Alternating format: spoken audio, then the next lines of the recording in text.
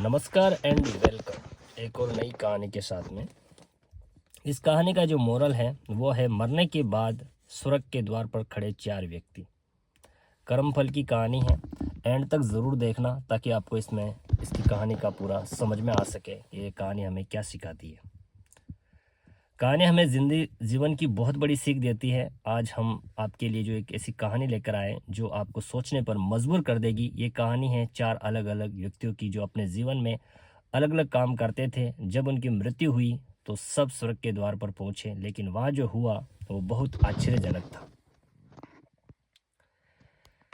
इस कहानी से हमें ये पता चलता है कि असली सफलता क्या है और जीवन में किन चीज़ों का महत्व है। कहानी की शुरुआत बहुत समय पहले की बात है। एक गांव में 4 लोग रहते थे। पहला व्यक्ति एक बहुत बड़ा राजा था जिसके पास बहुत धन दौलत थी। दूसरा व्यक्ति एक बहुत बड़ा विद्वान था जो बहुत सारी किताबें पढ़ चुका था। तीसरा व्यक्ति एक साधु था जो रोज पूजा पाठ करता था। और चौथा व्यक्ति एक गरीब किसान था जो मेहनत से खेती करता था और दूसरों की मदद करता था। समय बीतता गया। एक दिन इन चारों की मृत्यु हो गई। मरने के बाद ये चारों स्वर्ग के द्वार पर पहुंचे। वहां पर भगवान के दूत खड़े थे जो ये तय करते थे कि किसे स्वर्ग में जाने की अनुमति मिलेगी। राजा की बारी आई।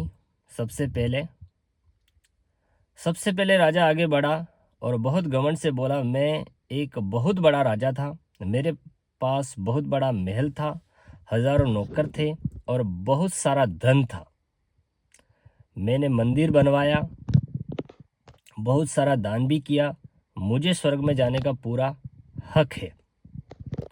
भगवान के दूत ने पूछा, तुमने ये सब क्यों किया? क्या तुम्हारे दिल में सच्ची भक्ति थी या तुम सिर्फ अपना नाम बड़ा करना चाहते थे? राजा चुप हो गया क्योंकि उसने सच में सिर्फ अपना नाम बड़ा करने के लिए ही ये सब किया था। उसे लोगों की तारीफ चाहिए थी। भगवान ने के दूत ने कहा, तुम्हारे दिल में घमंड था और तुमने दिखावा के लिए अच्छे काम किए। तुम्हें थोड़ा और इंतजार करना होगा। विद्वान की बारी आई। फिर विद्वान आगे आया। उसने कहा, मैंने अपनी पूरी जिंदगी किताबें पढ़ने में बिताई। मैं बहुत बड़ा ज्ञानी था। लोग मुझसे सलाह लेने आते थे। मैंने कई शिष्यों को पढ़ाया। मुझे स्वर्ग में जाना चाहिए। भगवान के दूत ने पूछा, तुमने अपने ज्ञान का इस्तेमाल किस लिए किया? क्या तुमने गरीबों की मदद की? क्या तुमने अपना ज्ञान निस्वार्थ भाव से बांटा? विद्वान को याद आया कि उसने हमेशा अपने ज्ञान के लिए पैसे लिए थे। गरीबों को उसने कभी मुफ्त में नहीं पढ़ाया। ज्ञान का सही इस्तेमाल दूसरों की मदद करने में है।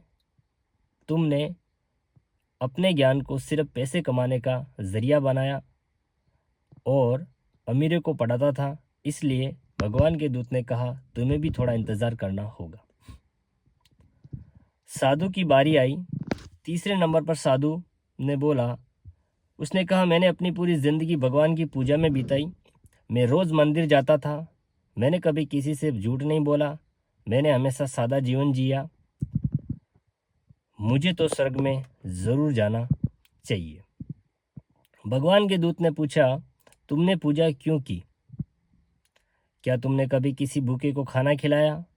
क्या तुमने किसी बेसहारे की मदद की या तुमने सिर्फ अपनी मुक्ति के लिए पूजा की? साधु को याद आया कि उसने हमेशा सिर्फ अपने लिए पूजा की थी। जब भी कोई मदद मांगने आता था तो वह कहता कि उसे पूजा में बाधा मत डालो। भगवान के दूत ने कहा, असली पूजा दूसरों की सेवा करना है। तुमने सिर्फ अपने लिए पूजा की, तुम्हें भी इंतजार करना होगा। किसान की बारी आई। आखिर में गरीब किसान आया। वो बहुत डरते हुए बोला, मैं तो एक गरीब किसान हूँ। मेरे पास कोई धन नहीं था। मैं ज्ञानी भी नहीं था। मैं रोज मंदिर भी नहीं जा पाता था क्योंकि मुझे खेत में काम करना पड़ता था। मुझे नहीं लगता कि मैं स्वर्ग में जा सकता हूँ। भगवान के दूत मुस्कुराए और बोले, तुमने अपनी जिंदगी में क्या किया? किसान ने कहा, मैं रोज मेहनत से खेती करता था। जब भी मुझे किसी ज़रूरतमंद को देखता था तो मैं उसकी मदद करता था। मेरे पास ज़्यादा नहीं था, लेकिन जो भी था मैं बांट देता था। मैं किसी से झूठ नहीं बोलता था और ईमानदारी से काम करता था। मैंने कभी किसी को धोखा नहीं दिया। भगवान के दूत ने कहा, तुम्हारे पास धन नहीं था, लेकिन तुम्हारे पास दयालु दिल था।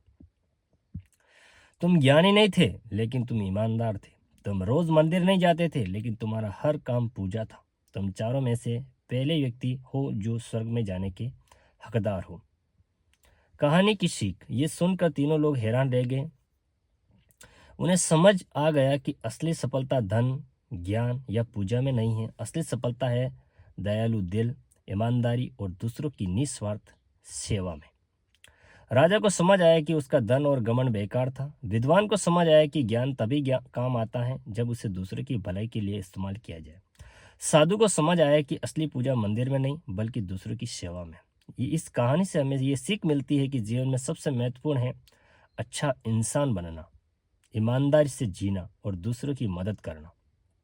धन, ज्ञान और पूजा सब अच्छी चीज़ें हैं, लेकिन अगर इनके साथ दयालु दिल नहीं है तो ये सब बेकार है।